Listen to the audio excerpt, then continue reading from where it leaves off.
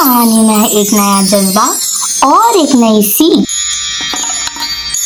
अस्सलाम वालेकुम दोस्तों, मैं फिर आ गई मिंसा की कहानियों के मस्ती के साथ। तो चलो बताओ आज की कहानी क्या हो सकती है। चलो मैं बता देती हूँ। एक तन्हा फूल मीन्स द लोनली फ्लावर। एक ऊंचे और सुनसान पहाड़ पर एक अकेला फूल उगा हुआ था। ना दरख्त, ना पौधे, ना कोई और फूल, बस अकेला वही फूल। फूल रोज सूरज की तरफ देखता और कहता, क्या आज मुझे कोई देखेगा? मगर कोई जवाब नहीं आता। परिंदे दूर तक उड़ते रहते, तितलियां दूसरी वादी में घूमती रहती, पर फूल वो बस तन्हाई महसूस करता। फिर एक दिन एक शहद की मक्खी अपना रास्ता भूल गई थी।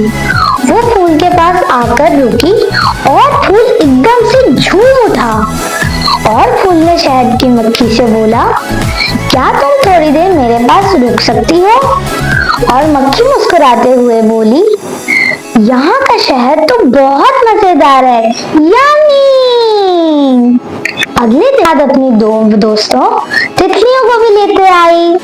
फिर हवा भी आई और फूल की खुशबू पूरे पहाड़ में फैल गई और हवा इसके बीजों को अपने साथ वादी में ले गई। कुछ हफ्तों बाद पहाड़ पे दो छोटे छोटे से फूल उगाए, रंग बिरंगी, खुशबूदार, और इन सब की शुरुआत एक तन्हा फूल से हुई। तो बताओ दोस्तों, आज की कहानी से आपने क्या सीखा? चलो मैं बता देती हूँ। यही कि अकेला रहना इतना भी बुरा नहीं होता। कभी कभी तन्हाई ही तब्दीली लाती है। और हमेशा की तरह लाइक, शेयर, सब्सक्राइब करना और हाँ, कमेंट करना बिल्कुल भी मत भूलिएगा। अल्लाह हाफ़िज़। Thank you, little friends, for listening to our stories of clouds, winds, suns, and stars. Every story carries love, magic, and a lesson. Stay with Min's Ace Story Bag for more beautiful tales.